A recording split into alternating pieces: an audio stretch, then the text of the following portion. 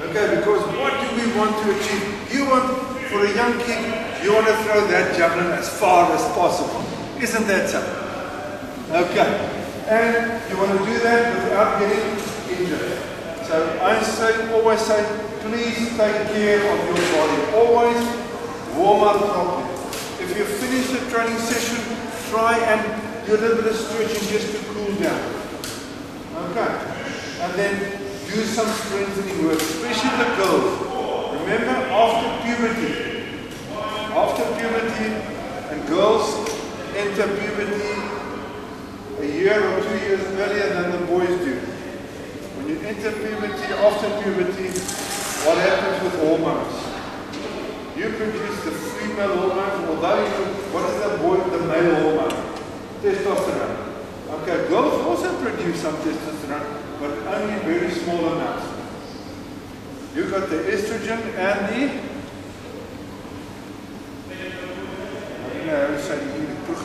progesterone. Okay. And that inhibits you that you don't become as big as a boy. Muscular. But you will become at least 50% weaker in the upper body than boys. So you need to strengthen the arms, the shoulder girdle. If you do not do strengthening exercises for the scapular stabilizer muscles at the back work, rowing, lateral raises, the chest area, pullovers, it's important exercises together with your core, this area, you're really strong in this area, okay, and then the legs have got to be strong. So all over you've got to be strong. Even as a young kid, there's nothing wrong if she does. How old are you? She's 11. She's 11. Fantastic. So she can do light exercises. Light weights. Do some light squats. Light strengthening work. It's important for her. Not going to do any harm. Alright. The research has shown in the olden days they used to say 11-year-olds should stay away and not even do weight training. But nowadays, it is very good, especially for the bone, the growth of the bones, the strength of your bones, so you can do it. But under strict supervision only. Alright, you're going to have a good program, you're going to know exactly what you're doing. But learn and do correct techniques. Learn your body.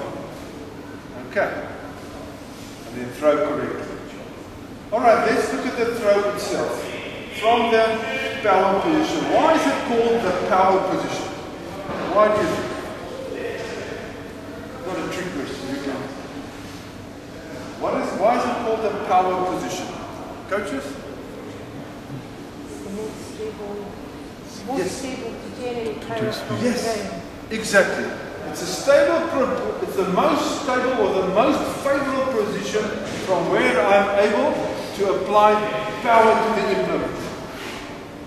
Okay, if I'm in this position, landing in this position, just have another ball, please. Just roll me one, anyone. Thank you. If I'm in this position here, starting off like that, that's not all. Landing here, that's not a strong position. Okay, I need to get the feet ahead of the upper body side in a strong position. From there, I can really get under the implement and throw it hard. Okay, it's important that you, even at her age, is to get a really good, solid base. Now, if we look at adaptation, it's easy. You can have a solid technical model. It takes only 7 days. We can take this young lady and within 7 days we can teach her the basic throwing technique. Okay, irrespective of whether it's a shot putter or discus thrower, javelin thrower, hammer thrower, you can teach that basic technique in a week. And you know, if you've learned the movement incorrectly, it's very difficult to erase those movement patterns. So teach the children the correct movement pattern right from the beginning. Okay, and it's easy.